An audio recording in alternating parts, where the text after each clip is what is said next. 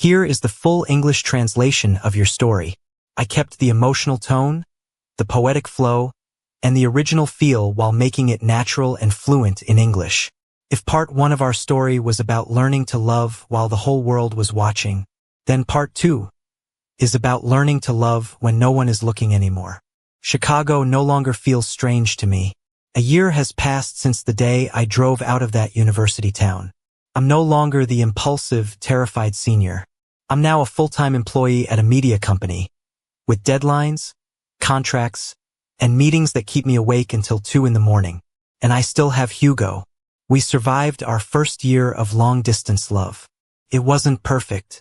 It wasn't easy. But we're still here. Hugo is now a sophomore. He's no longer lost.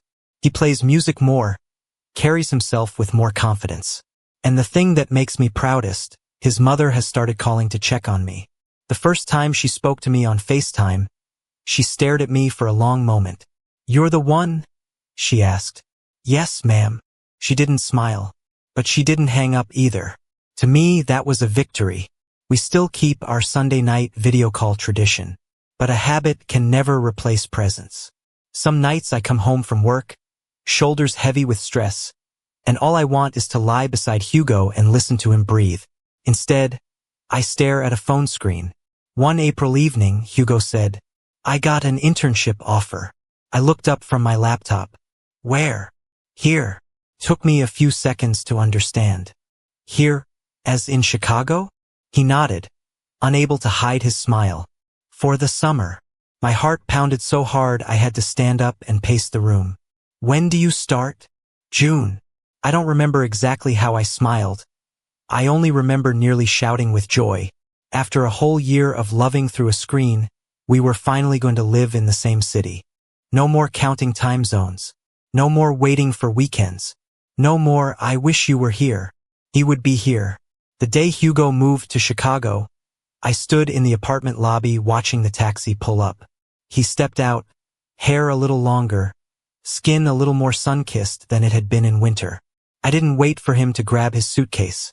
I walked straight to him and pulled him into my arms right there on the busy sidewalk.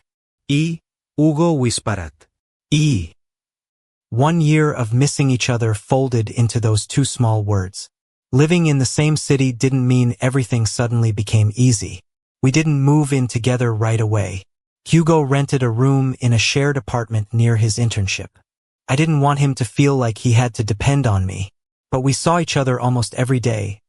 Dinner, movies, nights he was too tired to go home and ended up sleeping in my bed.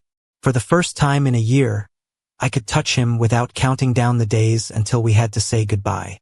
One night we were lying in my bed, window open, summer breeze carrying the warm city scent into the room. Hugo looked at me. "You feel different," he said. "Better different or scary different?" "Stronger." I smiled. I had to grow up. So did I. We kissed. Not the kiss of 2 scared college kids anymore. It was the kiss of 2 men who knew exactly who they were choosing. My hand traced his spine, feeling our breaths fall into the same rhythm. No rush. No fear of losing each other. Only certainty. But growing up also brought new challenges.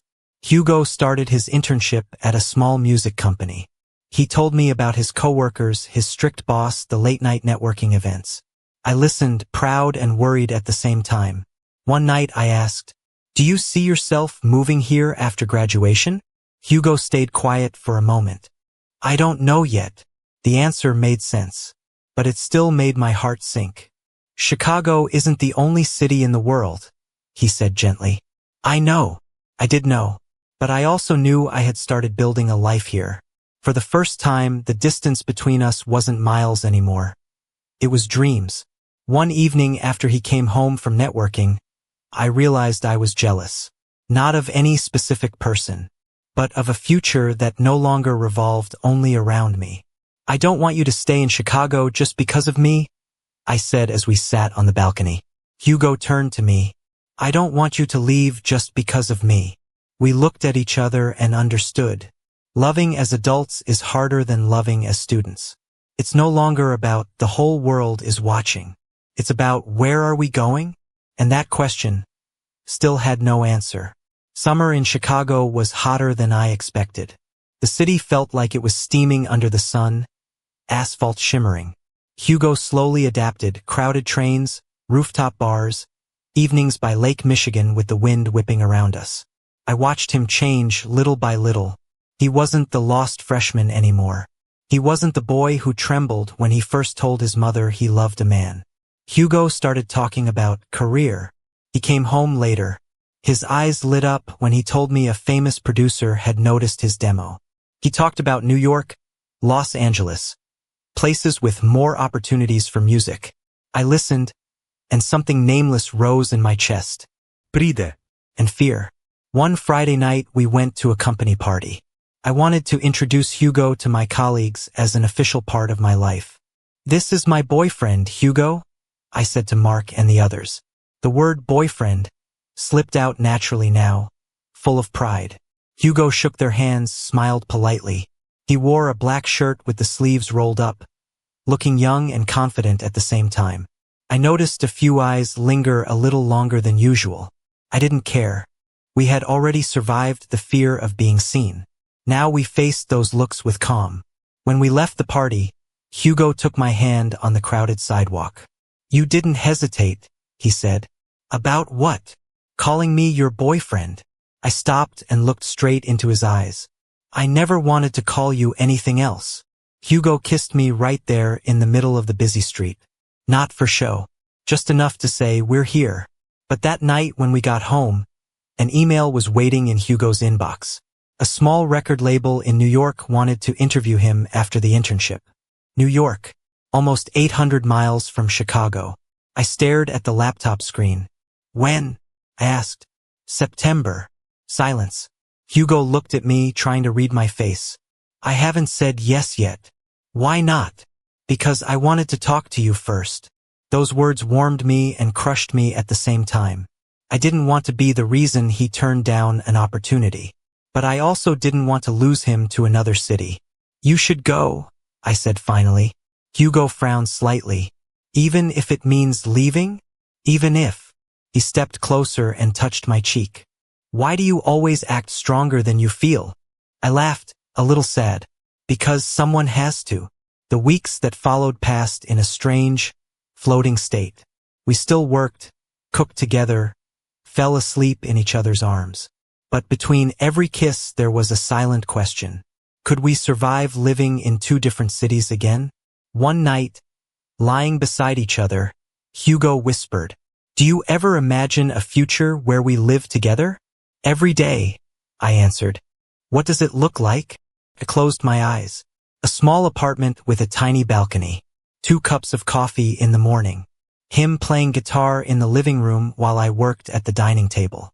Arguing about whose turn it is to wash the dishes. Falling asleep in each other's arms. "Boring," I said softly. Hugo laughed. "I like boring." I opened my eyes. "But boring needs the same city." He went quiet. August arrived too fast. The day Hugo had to fly to New York for the interview, I drove him to the airport, once again, but this time the feeling was completely different. This wasn't goodbye because of graduation. This was goodbye because of possibility. "If they offer me the job," Hugo started. "I know," I cut in. "We'll figure it out." He looked at me for a long time. "Would you ever move?" The question hung between us like a dare. I had built my career here. I had just been offered a promotion.